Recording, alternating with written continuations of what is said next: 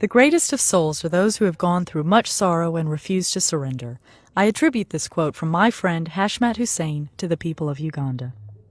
As Plan is one of the largest child-centered community development organizations which work on initiatives that address the causes of poverty and its consequences on children's lives, they accepted my proposal to come to Uganda and work with them on establishing an art program in Tororo district.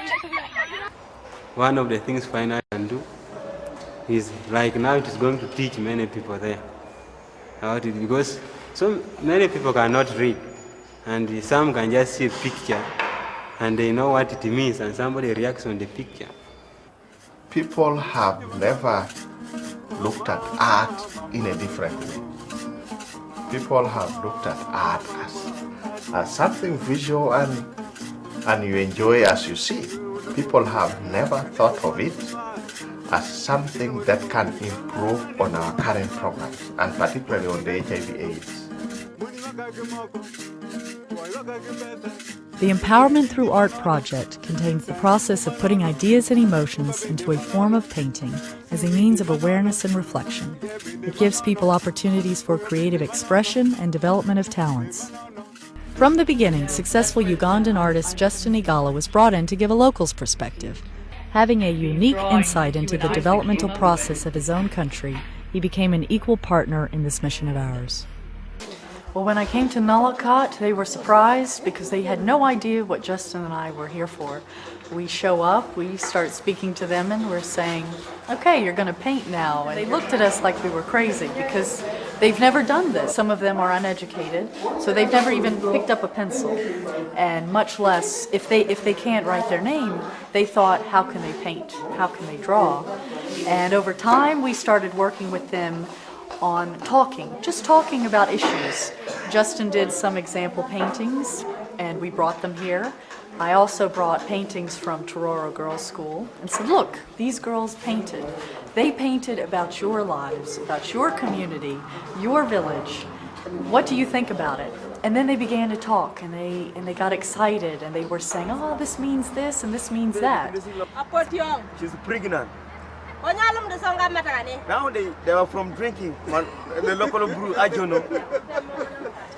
And so then when we brought them over here to the primary school, we said, now do it for yourselves. Show us on paper what these other people have done. Show us your fears, show us your hopes.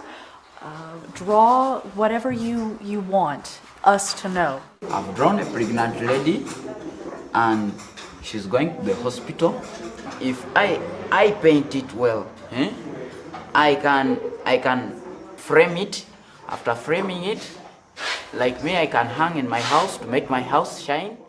One of the things they told us at school was that these girls had never done any painting.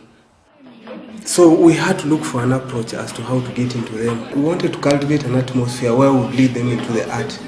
But the biggest challenge that we observed was that they had lack of confidence, they were very shy, and they were not sure of anything. I've really learned a lot about this. I used to paint dark pictures, but at least now I've learned a little bit of lighting pictures when I'm painting, so I love that. Then I give advice for those who didn't at least participate. They really missed a lot because, if you're not used of shading, you will never make it in life. Tororo's Youth Center serves thousands of 10 to 24-year-olds by offering health education, HIV tests, and counseling. Through guidance, we initiated them in reflecting on their personal struggles and triumphs while painting individual artworks and creating a mural.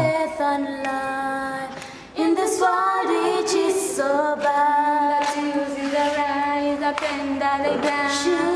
are so young to understand. All they need is Allah to wash away that tear.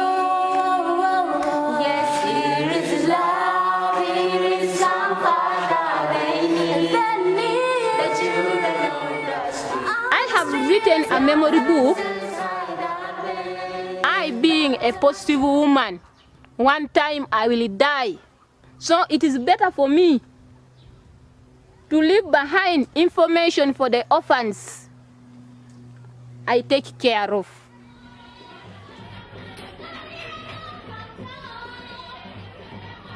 Our exhibition became the great finale, and it was a testament to plan that they arranged for over 50 Tororo residents from each of the 6 communities to come to a city most of them had never been to. They came a far ways away to share their lives with all kinds of people in Kampala.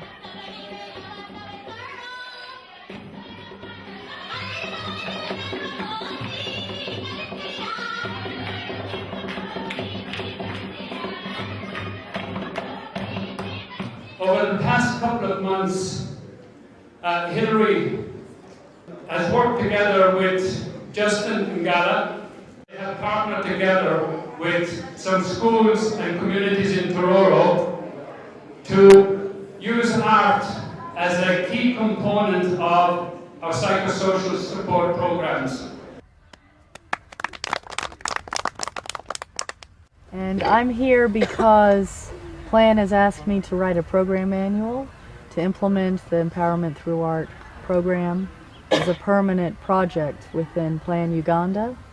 And I'm here coming to see all the different communities of them, researching and just getting their feedback.